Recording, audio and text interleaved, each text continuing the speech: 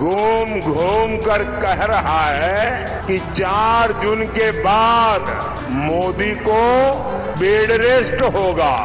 12 करोड़ किसान सम्मान निधि का लाभ देश के अंदर प्राप्त कर रहे हैं। पहले किसान आत्महत्या करता था।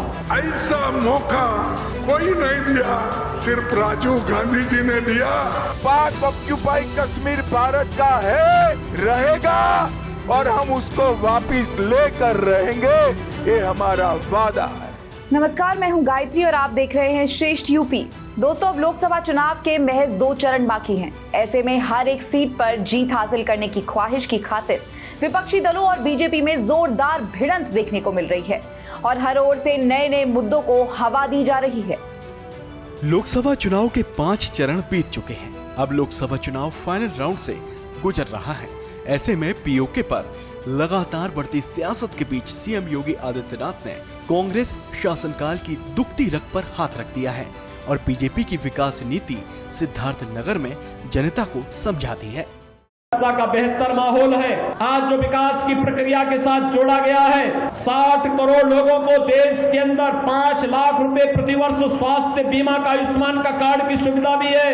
पहले कांग्रेस के समय में तत्कालीन प्रधानमंत्री कहा करते थे कि 100 पैसा भेजते हैं, नीचे केवल 15 पैसा पहुंचता है। आज ये स्थिति नहीं है। आज तो आपके पास जनधन अकाउंट खुल चुके हैं। पैसा लखनऊ या दिल्ली से आता है, सीधे आपके अकाउंट में आता है। किसी को वृद्धा पेंशन, किसी को निराश्रित महिला पेंशन, किसी को दिव्यांगजन पेंशन, किसी को सरकार का कंपनसेशन, किसी को आपदा का राहत का पैसा, किसी को आगजनी का पैसा, किसी को बाढ़ राहत का पैसा, सीधे आपके अकाउंट में पैसा आता है। आपको किसी इधर उधर भटकने की आवश्यकता है ही नहीं। एक क्लिक हम लोग लखनऊ में करते हैं, अगले क्षण पैसा आपके अकाउंट में आ जाता है। आपको इधर उधर तक चक्कर लगाने की आवश्यकता नहीं पड़ती है। अब सोचिए, 12 करोड़ किसान सम्मान निधि का लाभ देश के अंदर प्राप्त कर रहे हैं। पहले किसान आत्महत्या करता था। लड़ाई आर पार की है। ऐसे में चुनाव के बीच सियासी लड़ाई बार बार सरहद पार जा रही है। कुछ ऐसा ही दिल्ली में देखने को मिला। कांग्रेस के नेता, इंडी अलायंस के नेता पूरे देश को डरा रहे हैं कि पाक ऑक्यूपाई कश्मीर की बात मत करिए, पाकिस्तान के पास एटम बम है, एटम बम। अरे राहुल बाबा, हम तो भाजपा की जमात है, डरने वालों में से नहीं है भाई। मैं आज दिल्ली वालों को कह कर जाता हूँ, राहुल बाबा डंके की चोट पर मेरी बात सुन लो। पाक ऑक्यूपाई कश्मीर भारत का है, रहेगा और हम उसको वापिस लेकर रहेंगे, ये हमारा वादा है। भाइयों बहनों, ये खरगे जी कहते हैं दिल्ली और राजस्थान वालों का कश्मीर से क्या लेन देन। भाई मुझे बताओ, ये कश्मीर हमारा है या नहीं है? अरे जोर से बोलो जरा।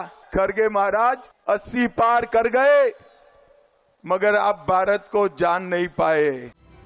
केंद्रीय गृह मंत्री अमित शाह ने सूबे के मुखिया सीएम योगी आदित्यनाथ ने कांग्रेस और बीजेपी की नीतियों का अंतर समझाया है। तो वहीं बिहार के पूर्वी चंपारण में जनसभा को संबोधित करते हुए पीएम मोदी ने बता दिया कि जो चांदी की चम्मच लेकर पैदा होते हैं, उन्हें पता नहीं होता मेहनत क्या होती है।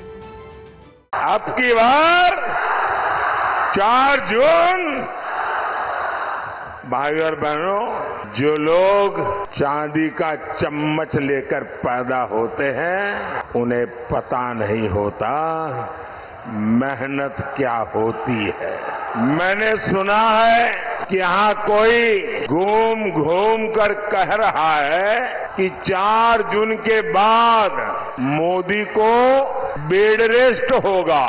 भाइयों बहनों, मैं तो परमात्मा से प्रार्थना करता हूँ, मैं तो यही कामना करता हूँ, मोदी तो क्या, देश के किसी भी नागरिक के जीवन में बेड रेस की नौबत नहीं आनी चाहिए। पीएम मोदी ने कांग्रेस को घेरा है, आरजेडी को निशाने पर लिया है और बातों बातों में अखिलेश यादव पर भी हमला बोल दिया और कह दिया है कि विपक्षी नेताओं के पास इस चुनाव में मोदी को गाली देने के सिवाय कोई और मुद्दा है नहीं।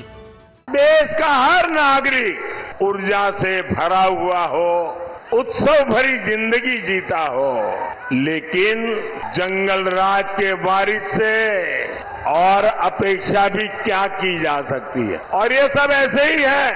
आपने देखा होगा कांग्रेस वाले क्या कहते हैं, मोदी तेरी कब्र खोदेगी, मोदी तेरी कब्र खोदेगी।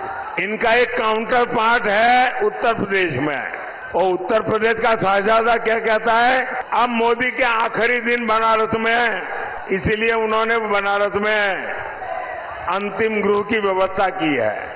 साथियों, इस चुनाव में इन लोगों के पास मोदी को गाली देने के सिवाय कोई मुद्दा नहीं है। पीएम मोदी इंडिया के साझेदार दलों पर हमलावर हैं। कांग्रेस की नीतियों की पोल खोलने का दावा कर रहे हैं और सवाल चांदी की चम्मच के सहारे गांधी परिवार के नेताओं पर उठा रहे हैं। ऐसे में जवाब कांग्रेस की ओर से भी सामने आ गया है।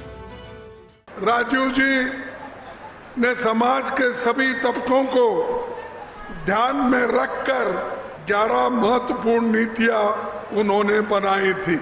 एंटी डिफेक्शन लॉ बनाया गया।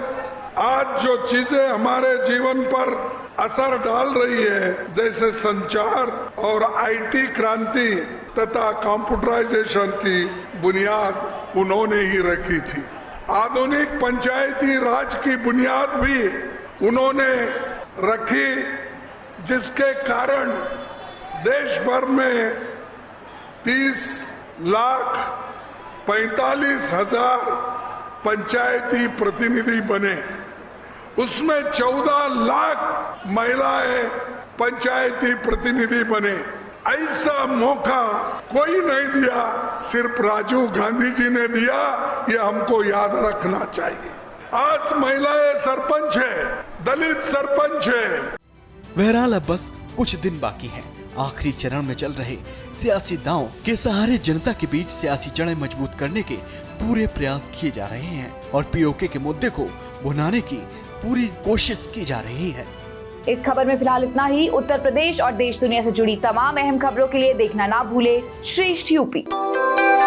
यूपी की हर खबर देखने और उनसे अपडेट रहने के लिए हमारे चैनल श्रेष्ठ यूपी को सब्सक्राइब और लाइक करें। साथ ही बेल आइकन को दबाना ना भूलें, जिससे हमारे हर वीडियो की जानकारी आप तक पहुंचती रहे।